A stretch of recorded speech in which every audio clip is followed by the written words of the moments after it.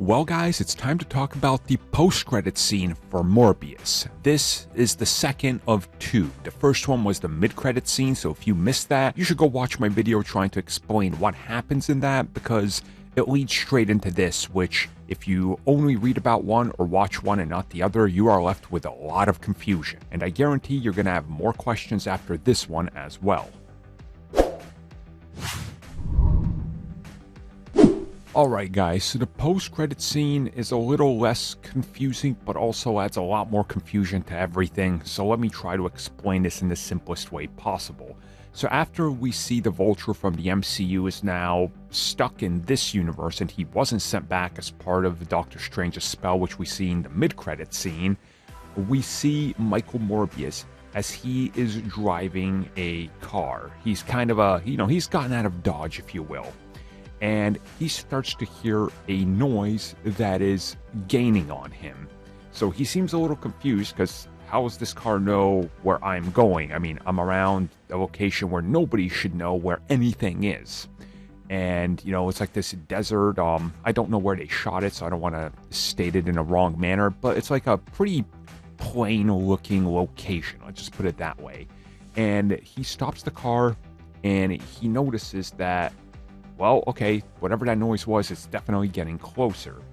So what we see is Adrian Toomes, aka the Vulture, and he's wearing his mechanized wingsuit and everything comes in hot. He just flows in there. Now again, this is the Vulture from the parallel universe that just ended up here, but how does he have the suit and the wings and all this? How did he get a hold of it in this universe? Because he wasn't transported with that and anything.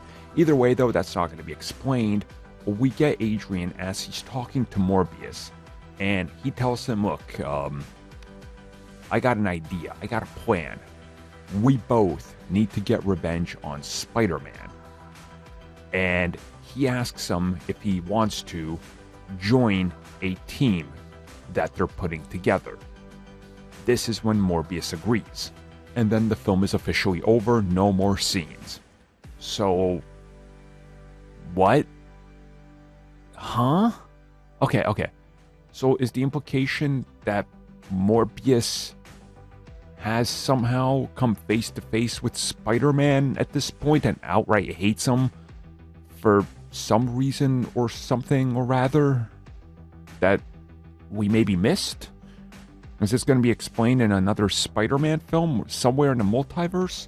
Why does Adrian want to attack and fight Spider-Man now, despite the fact that he was clearly a good guy at the end of Homecoming, hiding his identity and not wanting Peter to get hurt because he knows about his daughter and what damage this could cause? He had a sort of redemption arc in there, if you will. How'd he get his suit? Why is he here when all the other villains are sent back to their respective universes? Also, how could he be putting together a team in this universe? Is the implication then that the Scorpion from the MCU was also brought over along with whoever else? Because how does that make sense now? So is there just a bunch of displaced people from the MCU hanging out in this new universe? Because? And I guess we could say that maybe it's due to the spell, but honestly that doesn't make sense either. So why does half the spell remain related to Spider-Man and remembering him, but not the whole sent back thing? See, it's just confusing. This is more Sony garbled up mess. Look, I honestly, this all felt like a fever dream. So yeah, let's wait and see what happens next, because boy do we have questions.